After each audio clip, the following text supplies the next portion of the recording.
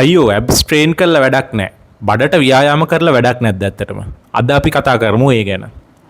බඩ නැත්තම් ඔයාලගේ ඇබ්ඩොමිනල් මසල්ස්. එහෙම නැත්තම් මම නම් කියන්නේ බ්‍රිජ් එක. ඔයාලගේ අපර් බොඩි එක සහ ලෝවර් බොඩි එක කනෙක්ට් කරන. ඔයාලගේ මේ බ්‍රිජ් එකට නැත්තම් ඇබ්ඩොමිනල් මසල්ස් වලට නැත්තම් සරලවම කිව්වොත් ඔයාලගේ බඩට ව්‍යායාම කරනකොට ඔයාලගේ බඩ නැත්තම් ඇබ්ඩොමිනල් ඒරියා එකේ මසල්ස් බිල්ඩ් වෙනවා. ඒ වගේම තමයි ඒකේ සයිස් එක විශාලය වෙනවා. ඒ වගේම ඒකෙන් ගොඩක් ලොකු බෙනිෆිට්ස් ගොඩක් හම්බ වෙනවා. මං කියවනේ ඕක අපර් බොඩි සහ ලෝවර් බොඩි අතර තියෙන මේ බ්‍රිජ් එක විදිහට ක්‍රියා කරන මේ ඇබ්ඩොමිනල් ඒරියා එක ඔයාලගේ ස්ට්‍රෙන්ත් එක වැඩි කරන එකෙන් ඔයාලගේ පොස්චර් එකට ගොඩක් හොඳ සපෝට් එකක් හම්බ වෙනවා.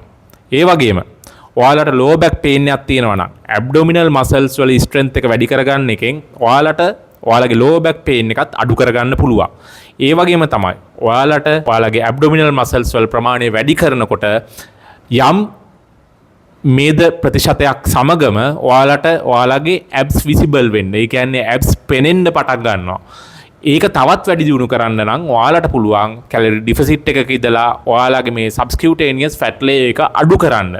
ඒ ලේයර් එකේ ප්‍රමාණය අඩු කරනවත් එක්කම දැන් ඔයාලා ඩයට් එකක ඉන්නකොට කැලරි ඩිෆිසිට් එකක නැත්නම් කැලරි හිගයක ඉන්නකොට ඔයාලගේ සබ්ස්කියුටේනියස් ෆැට් ලේයර් එක වගේ විසරල් ෆැට් එකත් ඔයාලගේ බොඩි එකේ අඩු වෙනවා. ඒ කියන්නේ ටෝටල් ෆැට් එක අඩු වෙනවා.